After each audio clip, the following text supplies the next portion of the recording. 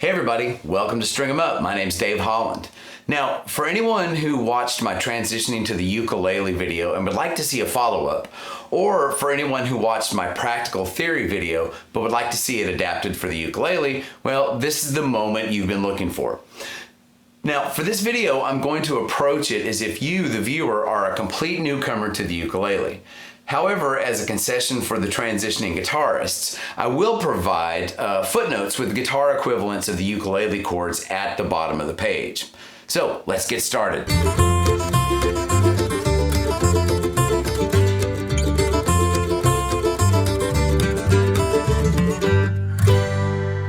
All right, let's jump in. Here's our chart of primary chords. Now, if you need a review of how the primaries work, go check out the Practical Theory for Newer Confused Guitarists video and meet me back here. So the thing is, this chart gives us a good overview of the chords we should learn and the order that we should learn them in. So let's start with a C. And that's all it is. Third finger on the first string, third fret, one finger. So if we look back at the chart, we see the next chord that we should learn will be an F, and it looks like this, two fingers. Now, at this point, you should practice switching from the C to the F until it becomes comfortable and effortless.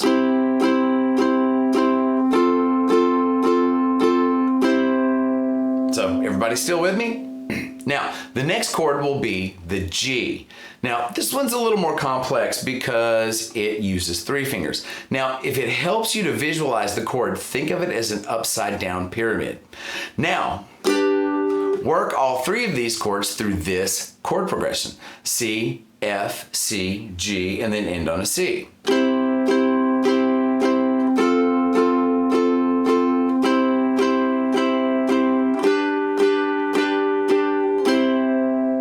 And if you play these chords as a set, you're playing in the key of C. Now, if we consult the chart, we see that to play in the next key, G, well, all we really need to learn is a D chord because we already know the G and the C. So the D looks like this. And if we connect the dots, we could say that the shape of the D is a straight line. So if we play G, C, G, and D as a set, we're now playing in the key of G. Okay, for the next key, D, all we need to do is learn an A chord.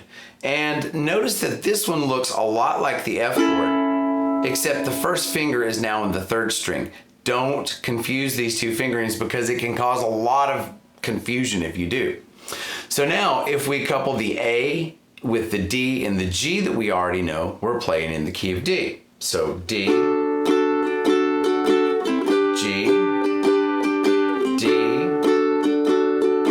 A, and voila, that's the key of D. Now, on the guitar at this point, I would move students on to the key of A. But because there is an E in the key of A, and on the ukulele, the E chord can be problematic for beginning ukulelists, instead today we're just going to move on into the key of F. Now in the key of F, we get to use our F and C chords that we already know, so we've already got a good head start there. Now the new chord will be a B flat. This fingering can have its own set of problems, and if it does become problematic, we do have a stopgap solution if we need to put it into place. And I'll show it to you in just a second. Now, for the B flat, you want to hold the first and second strings down with your first finger, and then hold the third string and the fourth string down with your middle and ring fingers respectively. Now, if this is too much, simply let go of the first string and play it open. Now, this gives us a B flat major 7 chord, and it's not the best sounding chord in the world, but at least it'll get your fingers into the right general area. And we can make the necessary changes later to the B flat if we need to. So now, if we play F, B flat, F, C, and then back to an F, we're now playing in the key of F. So now that we've covered the primaries in 4 keys and we've played basic 4-measure progressions, well, we can now take these primaries and play through blues progressions with them. And if you need a little tune-up concerning the blues form, check out episode number 5, What Exactly is the Blues? Now, real quickly, just to give you an idea of what a blues on the ukulele sounds like, I'm going to play this in the key of C, and then I'll play a blues progression in the key of G.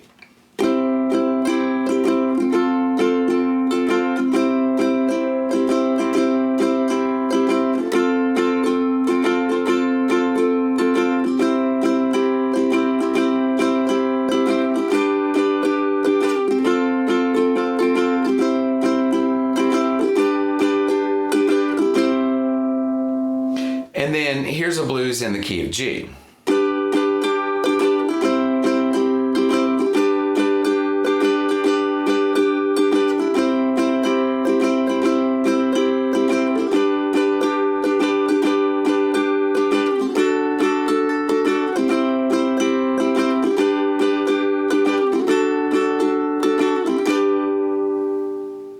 So at this point, we can play primary chord progressions in several keys.